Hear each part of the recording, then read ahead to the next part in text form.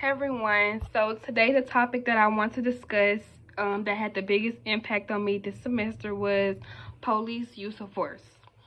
So before I came to this class, I only understood use of force from what I would see on social media or the news, but I never knew like the actual definition, the laws, or the factors that go into use of force. So learning about it in a real, like a criminal justice, like the context, it honestly opened my eyes. One thing that stood out to me was how use of force is actually not as common as people think, but it's still a major part of the police role. In the debate about whether minority suspects experience more force, that really made me think.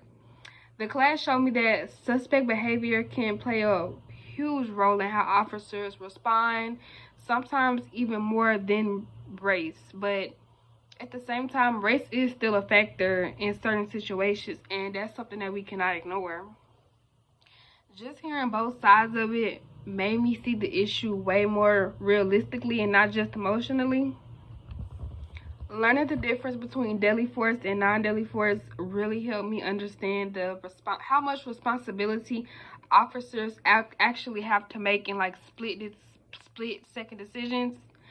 Deadly force is anything likely to cause harm or death, and non-deadly force can be something as small as using handcuffs or compliance techniques, all the way up to stun guns or rubber bullets.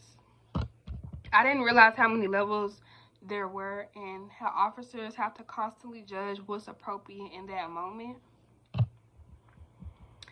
The factors related to police shootings were honestly surprising. I did not know that things like local violence levels, officer workload, how valuable guns are in the community, and even the amount of social conflict in a city all play a part. It made me think about how complex policing really is.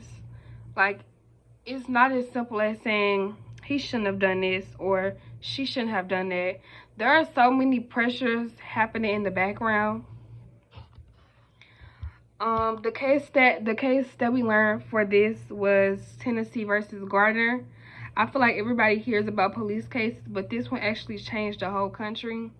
Learning that the Supreme Court outlawed the old fleeing felon rule where police could just shoot someone running away showed me how much the law had to evolve to protect people's rights.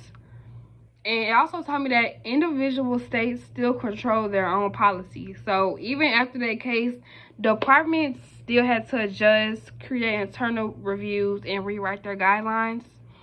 I did not know any of that before the class.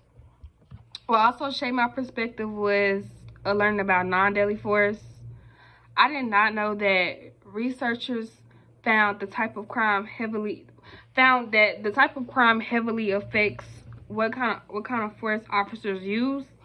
And I never thought about how officers' past experiences, the presence of other officers, or even the behavior of bystanders could influence their decision in that moment. It made me see police encounters in a more layered way. Like, it's not just about the officer and the suspect, but the whole environment.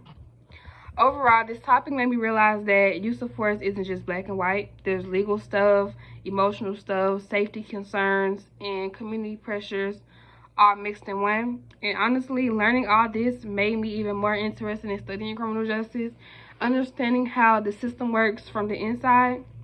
And before I end this, I just want to thank Professor Arikan. This being my first criminal justice class I took in college, I'm glad I took it with you. You really extended my knowledge and made these topics like make sense in like a real world way. So I just want to thank you for that. I feel like I'm walking away with the whole different perspective on criminal justice, policing, just a whole new mindset. So I just want to thank you for doing that.